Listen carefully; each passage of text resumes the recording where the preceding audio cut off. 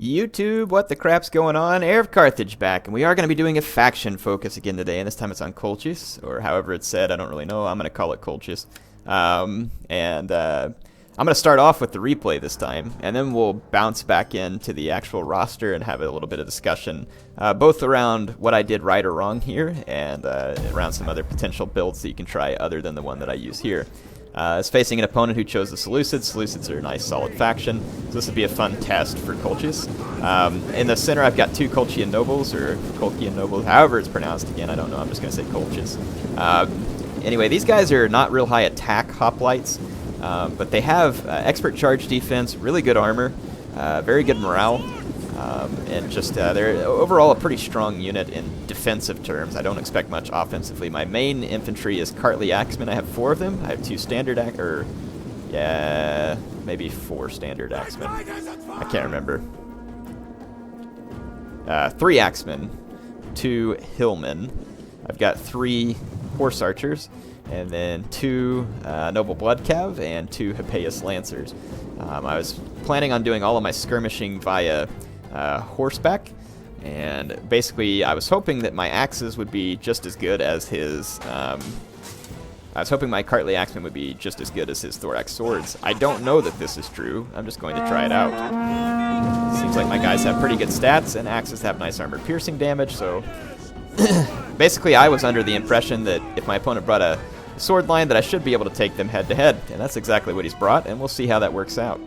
Colchian nobles are more expensive than the thorax swords. The Cartly Axemen are about the same price, and the Axemen I actually expect to be substandard to the thorax swords, but I was hoping that I could get around his flanks and do some damage. We'll see how my work goes. Now, I come over here into the woods and discover a hidden enemy citizen cav, and we get things started here. I'll be happy to take the engagement against the citizen cav. What I was worried that would happen was that he would bring another cav unit out of hiding and come in here and really trounce my Noble Blood Cav. Now, fortunately for me, that does not happen, so my guys ought to easily win that.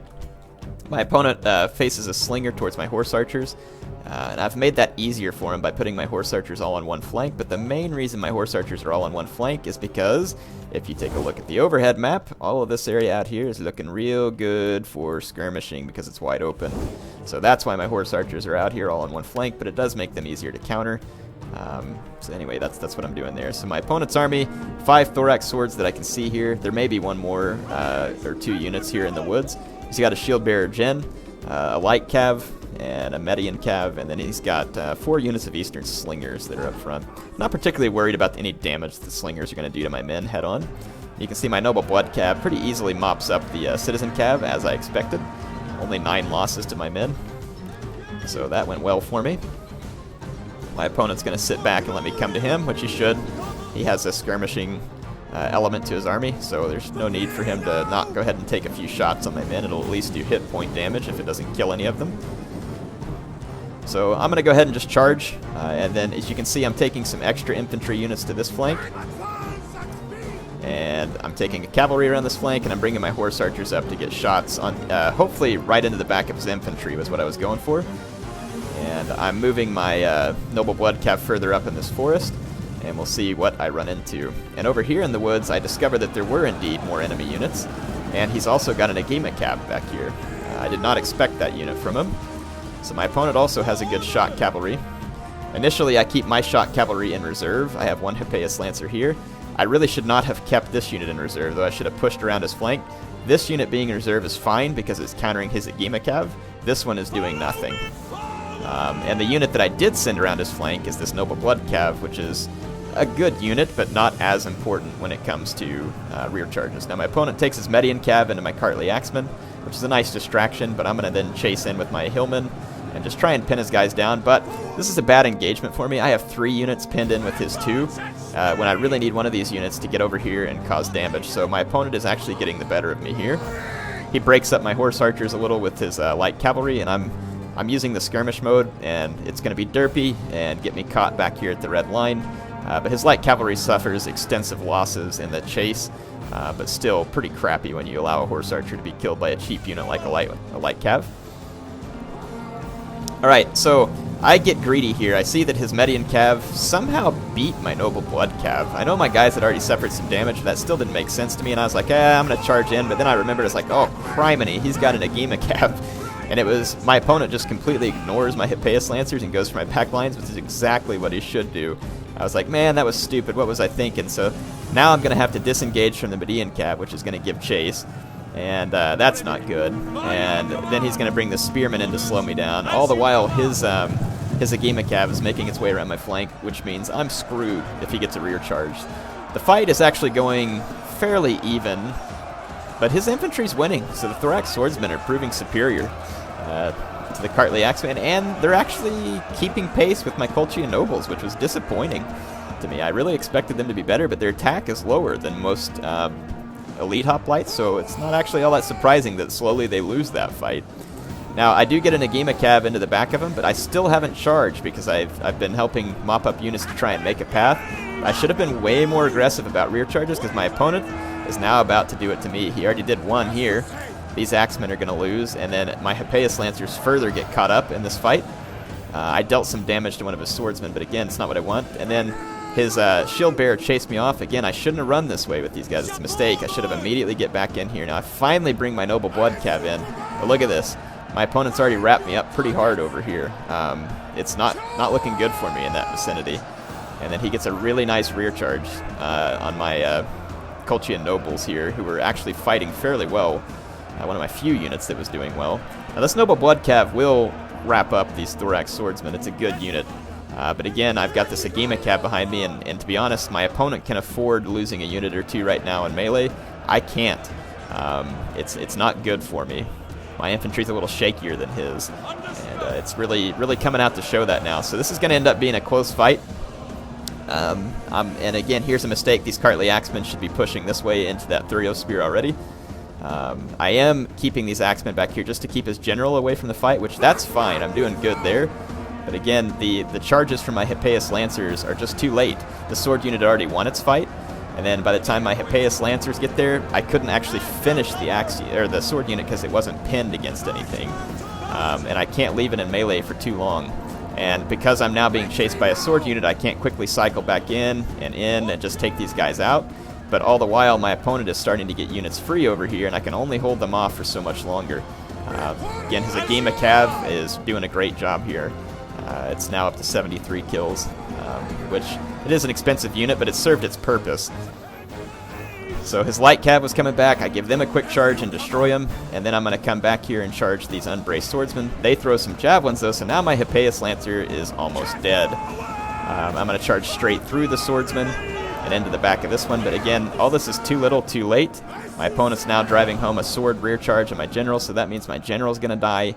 These Thurio Spears doing a nice job just holding up my Cartly Axemen. I kind of think that I should have taken my Cartly Axemen out of formation attack and spread them a little wider, and that might have helped me out a little bit with their charge and stuff.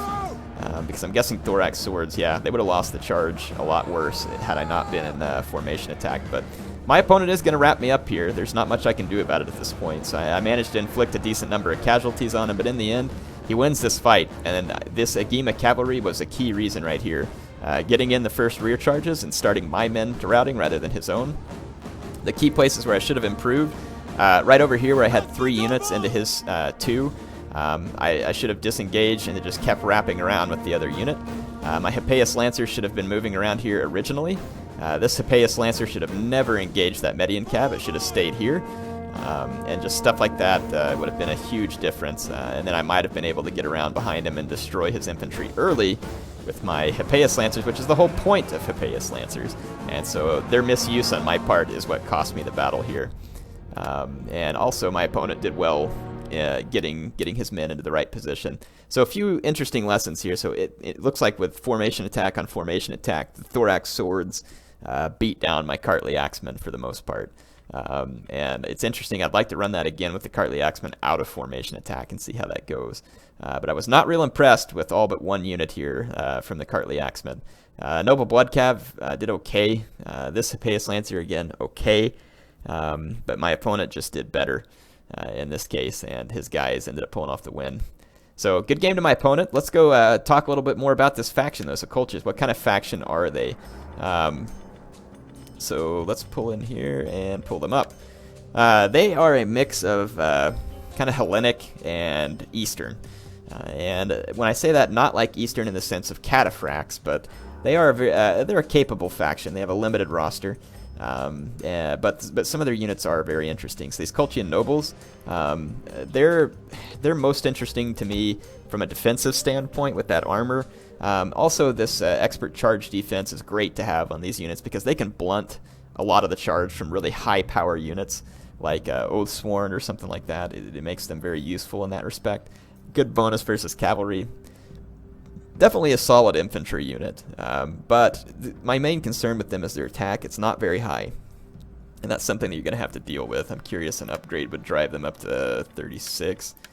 Yeah, but I mean, that gets pretty expensive. That upgrade is 110, so I'm not sure that would be worth it at all. So Noble Blood Cav is a good unit for him to have. It's a solid cav unit. Hippeus Lancers are a solid cav unit. Hillmen can have their uses. These axe units can be useful for sure as well.